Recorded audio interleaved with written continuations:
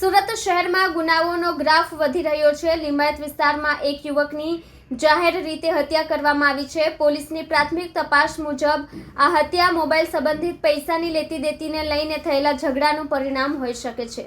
Mobile ફોનના વિવાદના કારણે સુરતના લિંબાયત વિસ્તારમાં એક યુવકની નિર્દય હત્યા કરવામાં આવી છે। આ ઘટનામાં 21 વર્ષીય અરબાઝ ઉર્ફે બિન્દ્રા રિયાઝ ખાનને આરોપીઓએ ચપ્પુથી ઘા ઝીકીને મારી નાખ્યો।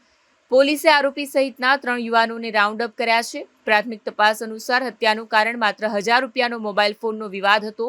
જાણકારી મુજબ અરબાઝે આરોપી પાસેથી મોબાઈલ ખરીદ્યો હતો, પરંતુ પછી આરોપીએ વધુ પૈસાની માંગણી કરી। આથી બંને વચ્ચે ઝઘડો થયો, જેમાં આરોપી અને તેના 2 સાથીદારોએ અરબાઝ ઉપર ચપ્પુથી હુમલો કરીને તેને ઘાયલ કર્યો।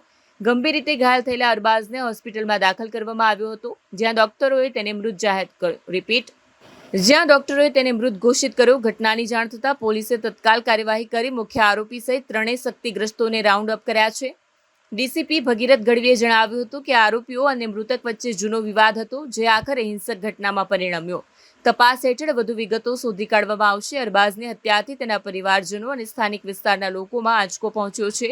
પોલીસે મૃતકના પરિવારને ન્યાય અપાવવાની ખાતરી આપી છે। કેમેરામેન હકીમ શેખ સાથે વસીમ હાસમીનો રિપોર્ટ, આઝાદ ન્યૂઝ, સુરત।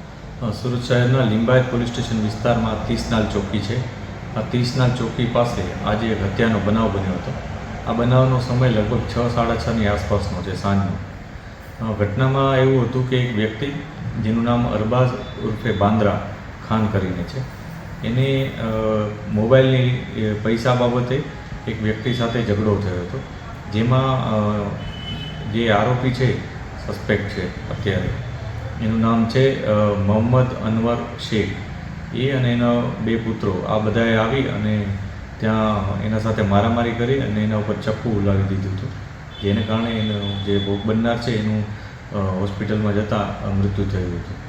આ બાબતને લઈ પોલીસે અત્યારે FIR નોંધવાની શરૂઆત કરી દીધી છે અને સાથે સાથે જે સસ્પેક્ટ આરોપીઓ છે એમને રાઉન્ડ અપ કરેલા છે। આગળની જે પણ કાર્યવાહી છે એ શરૂ કરવામાં આવી છે। આ ઘટનામાં જે વિક્ટીમ છે એ આરોપીઓ છે, એમનો વચ્ચે ખરેખર શું ઇસ્યુ હતો એની પણ તપાસ ચાલુ છે। હાલ ફરિયાદ નોંધી અને આગળની કાર્યવાહી શરૂ કરવામાં આવી છે। જે બોડી છે એને પણ પોસ્ટમોર્ટમ માટે મોકલવામાં આવશે અને જે પણ મેડિકલ એવિડન્સ મળશે એ મુજબ કાર્યવાહી કરવામાં આવશે।